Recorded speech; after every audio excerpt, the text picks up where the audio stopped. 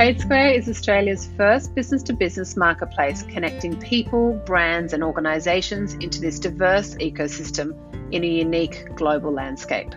Through pivoting, transforming and reshaping, Australian businesses have an opportunity to create the model for the future that aligns with the world's needs and leveraging the power of a collaborative approach. Through the TradeSquare podcast, we will bring together dynamic, diverse and thought-provoking leaders from business, government and organisations to have conversations to further enable new thinking for the future.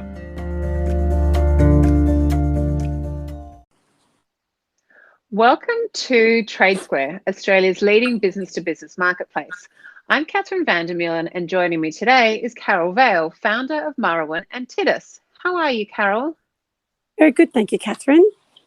Thank you so much for joining us and sharing your world and your wisdom. I would love to start our conversation today with getting to know who you are and who is Carol Vale. Okay, so I am a Dunghutti woman from New South Wales. Our traditional country is in the mid-north coast area of New South Wales. I grew up in Armidale in the New England area there, of New South Wales, and grew up on the Aboriginal mission there with my family. My family's all along that area. I have four adult children, three daughters and a son, and then I have 10 grandchildren. I live on the land. I now live on the lands of the Turrbal people in northern Brisbane with my partner Greg, and I'm the CEO of Murrowan, which is a professional consultancy firm. And then I'm the founder, also the co-founder of Murrowan, along with my partner Greg. And then I'm also the founder of Titus in Business, and Titus in Business is about Indigenous and non-Indigenous women coming together to have good conversations about business, how they do business well, and supporting each other in doing that. So, Carol, tell us about founding Murrowan and the work that you activate every day across that. All right. In regards to Murrowan, I guess I sort of fell into the consultancy world. I had just my partner had moved to New South Wales, and I was commuting from Sydney to Brisbane and just got a bit tired of the commuting. So stepped out of government, started doing projects back into government as a freelancer, and then just started to see the difference that I guess the work that we were able to do as a consultancy firm, and then also we were able to employ other Aboriginal people, and it sort of went from there. And I guess there was a bit of not so much freedom, but a bit of we were able to really provide, I think, very insightful and robust advice back into those clients that we were working with and for. And so the consultancy started from there, and what I saw very quickly was the potential as an Indigenous business to contribute to closing the gap on Indigenous disadvantage, be that through the projects that we worked on, or the employment of Indigenous people, or the opportunity to drive and provide resources into projects that were able to help communities, circles, and just provide supports like that. So that's how Murrowan was born, and so we're 8 years old this year, and we're going from strength to strength. And we work nationally and across a whole range of areas, but at the heart of all of our work is the desire to assist our clients to really develop meaningful ways of working with their Indigenous clients in the way that whatever the way it is that they serve those Indigenous communities. And so that's exciting, and I get to bring all my government experience and policy background into that, which is a wonderful thing to be able to do. So another hat that you wear is TIDAS, focused on supporting Yes. women through experiences, skills, and insight to Yeah. create businesses for impact. We'd love to hear more about that. TIDAS in Business is one of my, it is a really special area of the work that we do. And it's certainly connected to how Murrowan was established. So just before I left government, I travelled. My mum passed away, and I just after a few months after that, I travelled around. I went for a trip to India. I just, was very, very sad time for me, and I thought I just needed to go and see something bigger than myself. And I travelled around India for almost a month. And whilst I was travelling around India, I was reading a book called Half the Sky. And I just finished doing a piece of work out in Western New South Wales with government around tackling the impacts of child sexual abuse in Aboriginal communities. Pretty, so I was, and then I was losing my mum, lost my mum, so I was pretty drained. While I was travelling around India reading this book, this book was full of stories about women from third world countries who had accessed microfinance opportunities to set up small businesses, or something that was able to help them to generate an income, which went on to change their lives, their families' lives, and indeed their communities. I'm travelling around India reading this book. I'm also seeing women in these communities in India trying to create, or not trying, doing, what was it? They were doing small businesses, trying to generate that income. For instance, I saw a woman, on the side of the road. She was selling her jewellery. There was others with spices. There was others with meats. I saw a woman on a kayak selling, bangles, things like that. So it was just these women just doing all of this. And I come back to Australia and I thought, this is what we need in our country to help our women to generate, I guess, an income so that they can break cycles of poverty. And so I resigned from government not long after that trip, and set up Murrowan. And so one of the first things I did with Murrowan was that we ran a national conference for government and Indigenous people around finding solutions to tackling the issues around child sexual abuse in our communities. And from there I met a whole heap of women that were interested and I guess saw how I was able to use my business to do this. There was no government manager or any others that could say, Carol, you can't do this because it doesn't fit within our remit. It was my business and I was able to do that. And people still talk about that conference today. That was probably 6 years ago that conference was held, and it was an Indigenous business that ran that. And so I started TIDAS in Business because it was about Indigenous and non-Indigenous women coming together to have conversations, to look at how they can network and collaborate with each other, to support each other in their business journey. Now, that business journey, it was about women stepping into that space in whatever context they felt was right for them. So some of the TIDAS are... the diversity is wonderful. They're Indigenous, they're non-Indigenous, they're young, they're old, they're startup, business people to seasoned business women. So it's just fantastic. And the mentoring and the collegiality there is great. And what I did in the early days was when I would be travelling with my consultancy, I would facilitate morning teas or yarning circles or provide small funding opportunities for women to come together and have these conversations about what do we need to be strong, to be spiritually strong, and what are the opportunities that exist for us, for them to generate an income. The issue around generating an income was about choice, because it was about if you're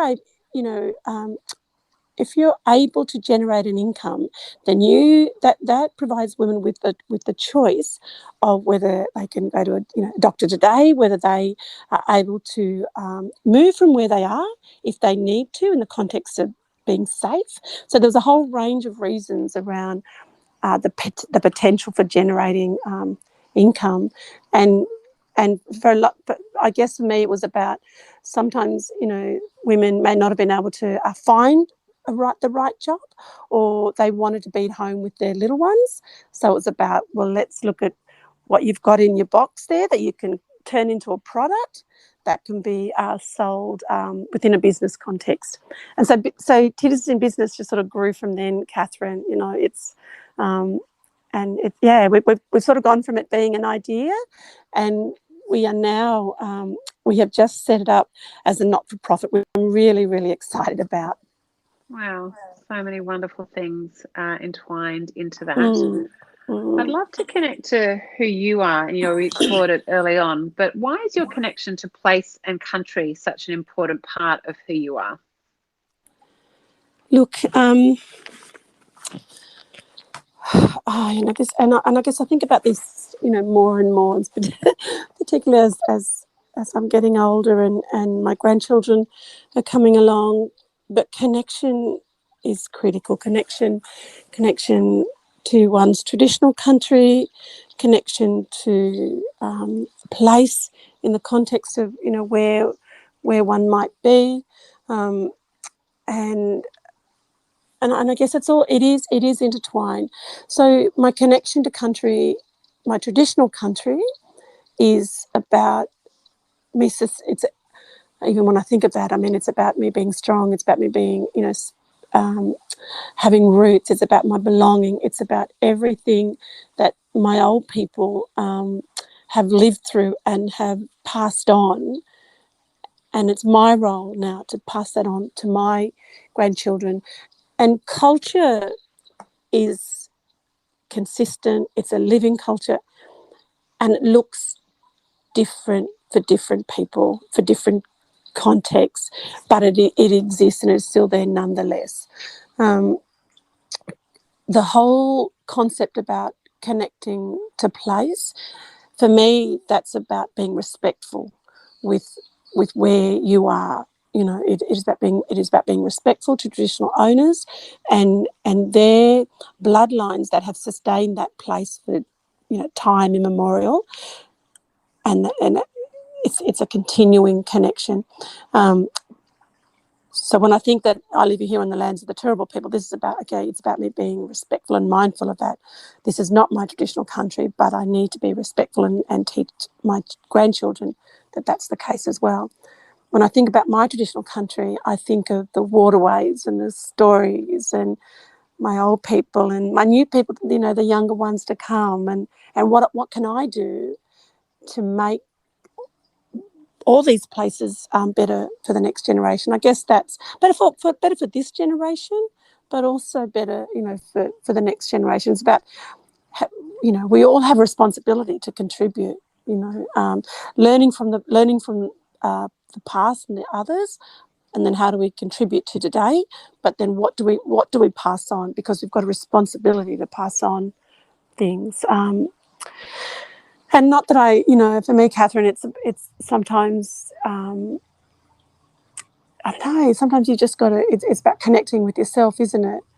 And backing yourself, which sometimes, I find that's not easy to do as well. I know I flounder and got to remind myself, yep, you can do this, girl, go do it. But yeah.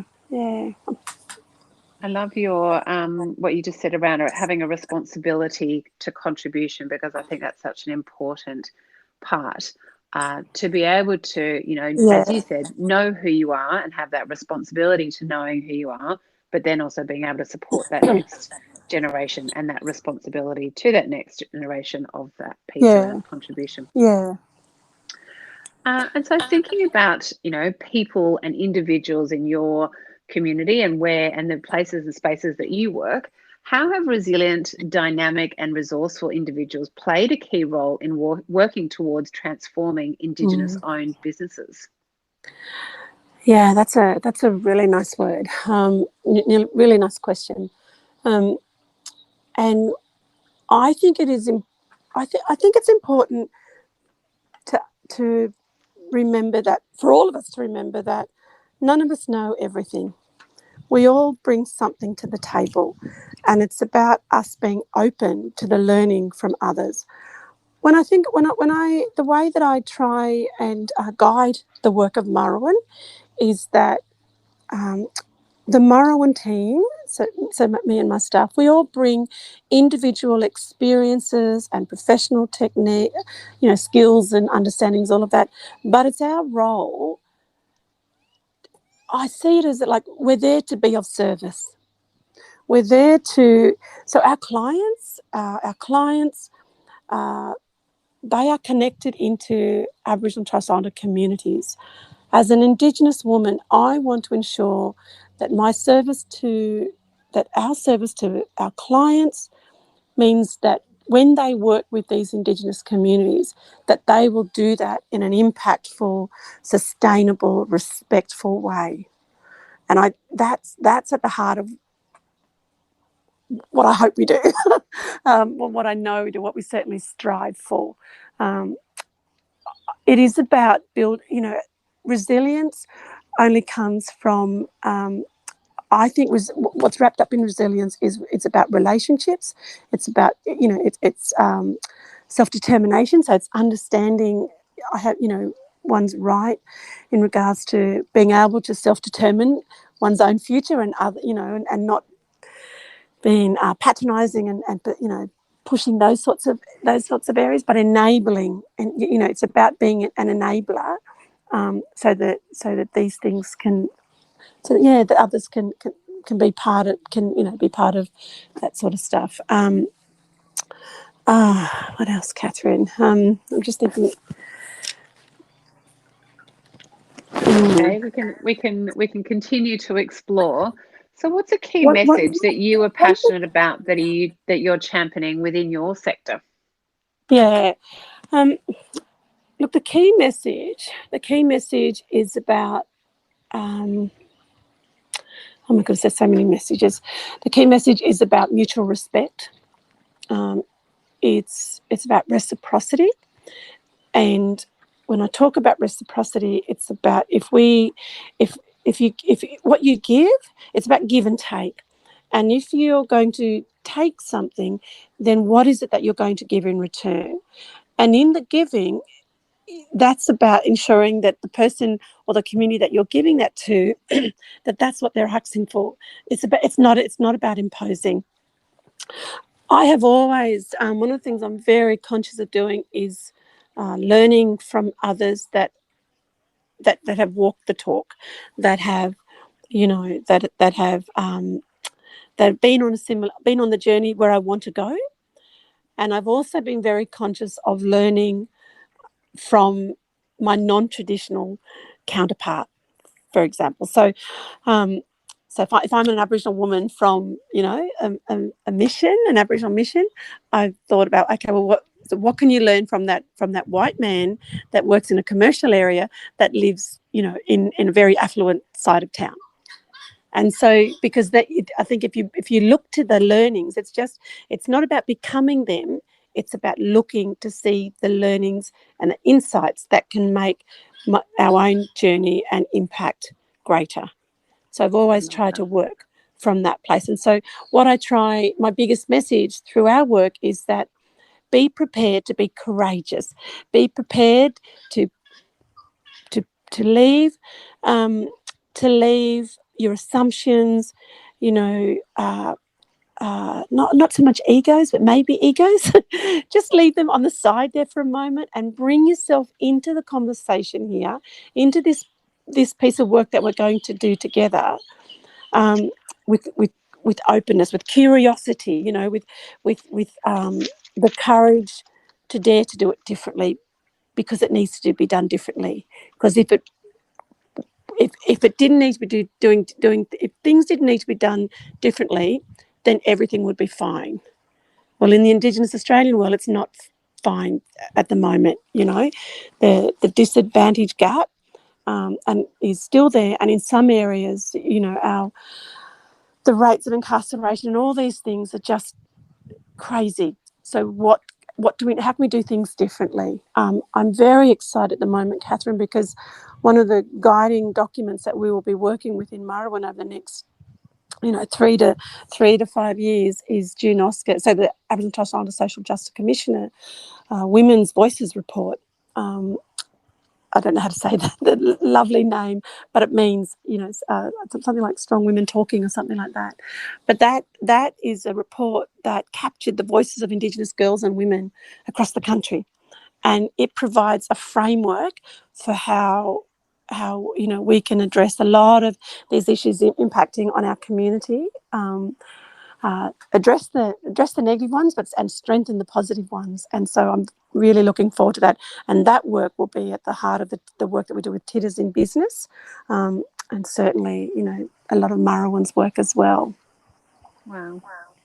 And so, Carol, when we first met, you were hosting a yarning circle with SheEO to engage more Indigenous-owned Australian businesses into the SheEO community. Can you tell us more about your role as an activator and around the yarning circle? Yeah, look, as an activator, that's about women believing in women. I love the SheEO model of I really learned to ask, being part of the SheEO family, which, I'm a great giver, but very reluctant to always to ask for things of myself. And I think that's one of the things I certainly learnt in that group. As an activator, I get to contribute to, to other business. I get to contribute to that female-led business sector here in Australia, and that's what I want. I know we have one of those 5 venturers will be an Indigenous venturer. Every year there will be one of the 5 will be an Indigenous venturer because of the challenge or the ask I put to the SheEO, our first SheEO summit, when I made a comment that, we need, you can't be what you can't see.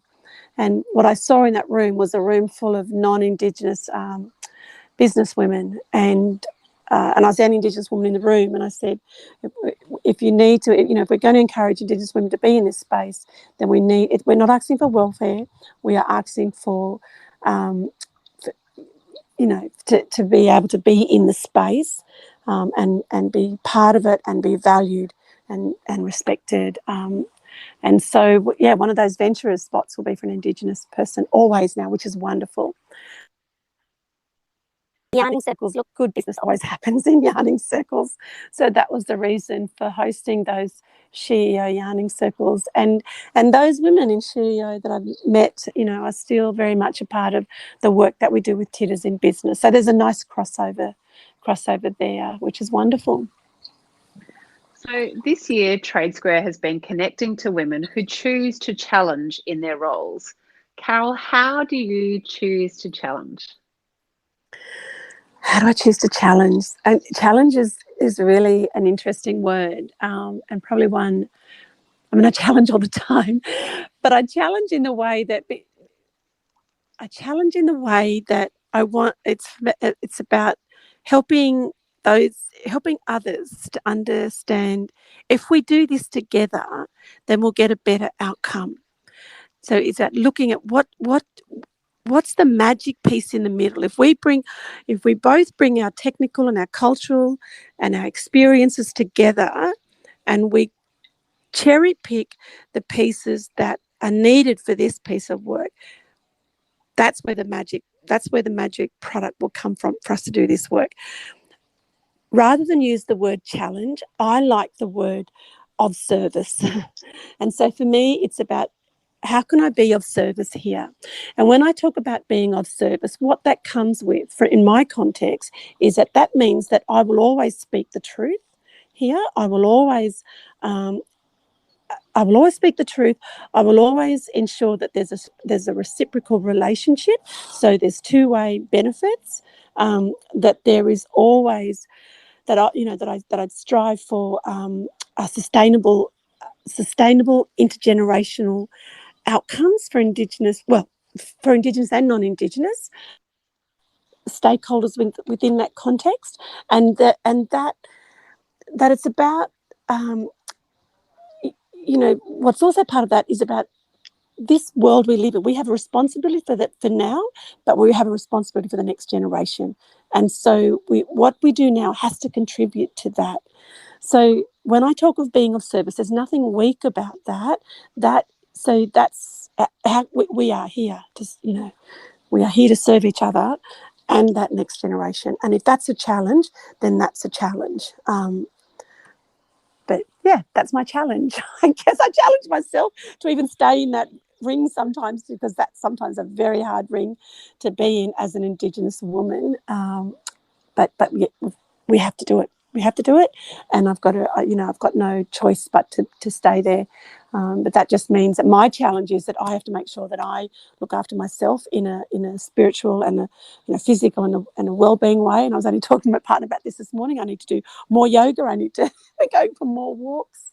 All of that, but I also need to have the rigor around my business to ensure that it is sustainable, so that it can continue to do the work that it needs to do to drive the change that's needed. Well, thank you so much, Carol, for sharing your world and your wisdom with TradeSquare. Thank you. Have a nice day.